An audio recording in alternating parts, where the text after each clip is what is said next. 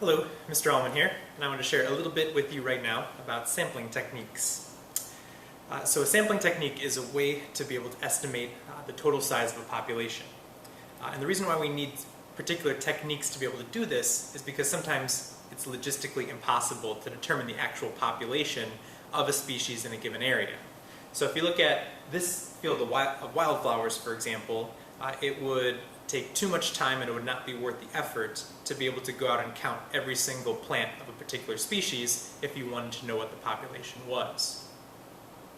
So what's important for us to be able to do is to figure out how can we create a sample that's going to allow us to eliminate bias and be as accurate as possible.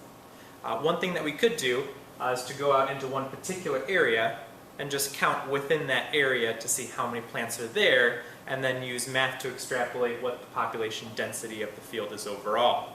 However, how do you choose which particular spot to go to? And that's a question that you shouldn't actually be answering.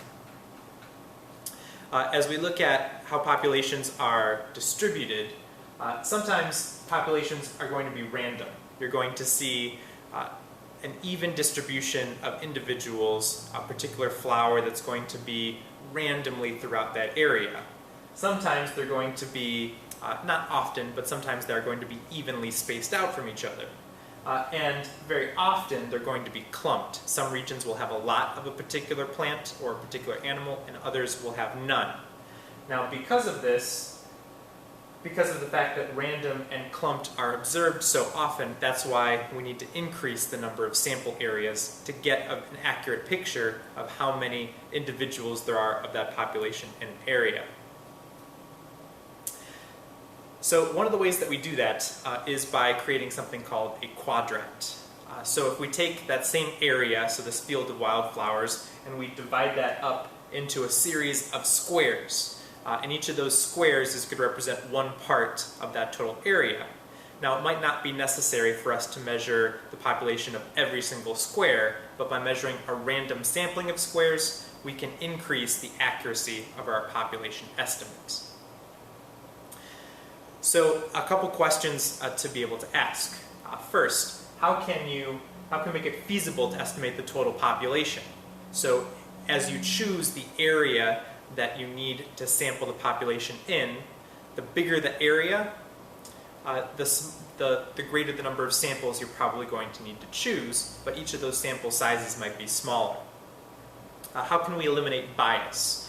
So this is going to be the way in which you determine which areas to actually count the population within.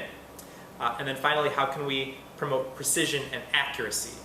So the larger your squares and the more of them you count, the more precise and the more accurate your overall population estimate is going to be. So as we look at a couple examples, quadrat shape is something that is actually flexible. So as you can see here, there are both rectangles and squares pictured. Now if you look at the two squares on the right and count the number of individuals within each of those squares, there is going to be 1 and 4 individuals that lie within the square. Whereas within the rectangle we see 4 and 5. In this particular population distribution, using a rectangle as a shape to be able to set the boundary for what you count would actually have created a more accurate picture of what the actual population is going to be. Size also matters in terms of being able to make an accurate population estimate. So as you can see, these smaller boxes, we end up getting a high variance. What you don't want to see are these very large swings between having 0 and having dozens of individuals in different quadrats. What is going to get a more accurate result is having larger quadrats so that we have a similar number of individuals within each of those squares. So size and shape are variable, but ultimately the question is going to be how large can we make each of those squares? Is it going to be a square meter? Is it going to be half of a square meter? Is it going to be 5 square meters? Is it going to be the size of a city block? You can make the quadrat as large as you would like. But remember that the larger that it is, the longer that it's going to take you to be able to count the population within that sample. And so therefore, that time needs to be factored in when you make this decision for how to do it. In terms of how to actually do a sampling technique, a couple of things that tend to be standardized. Most ecological studies are going to use a quadrat that's going to be a grid made up of squares. That's not something that you need to be held to, but that is going to be most common.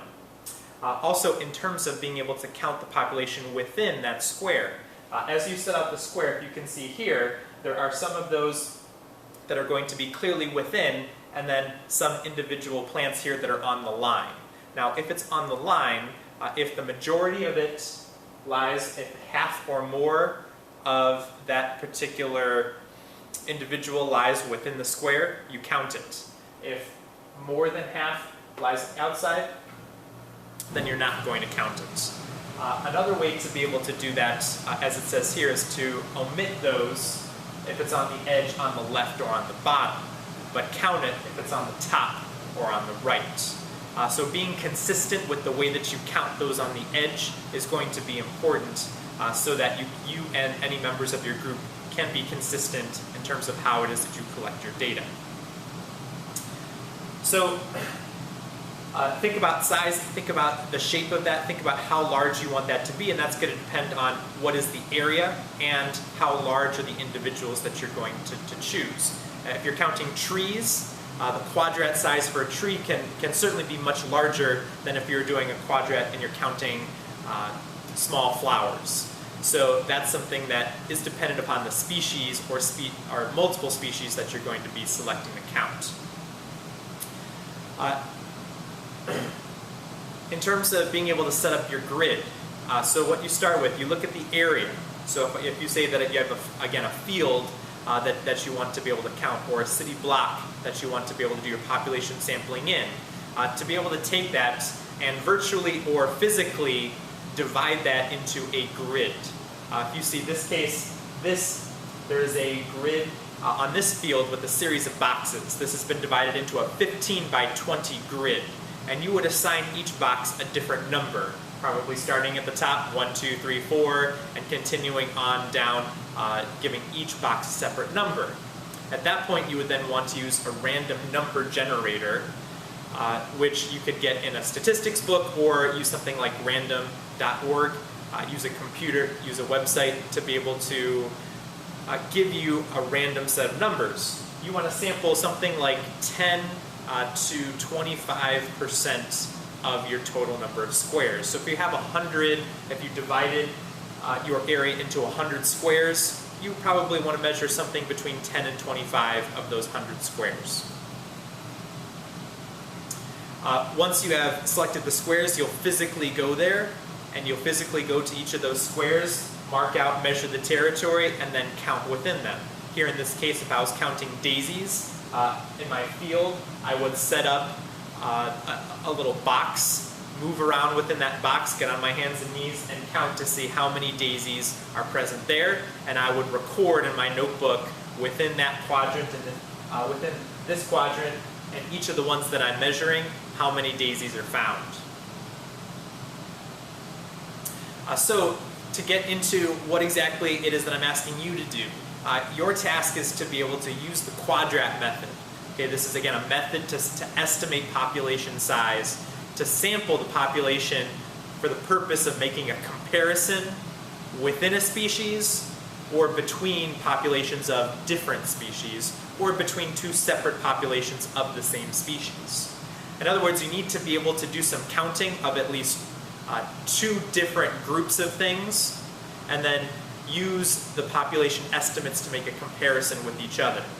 So, for example, I could do an estimate answering the question, how many daisies are there in an open field with full sun compared to those that are in shaded areas.